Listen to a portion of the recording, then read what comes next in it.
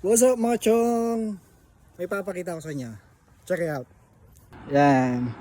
Yan. It's only 4:53 PM. Pero, kita nyo, sunset na. Yan o. Nakalubog na yung araw.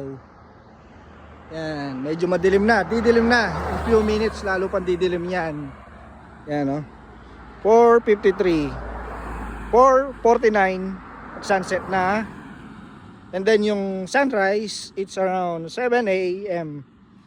So yan, isa yan sa mga paghahandaan nyo kung nagbabalak kayong magbakasyon, magstay, magtrabaho o mag-migrate dito sa Canada.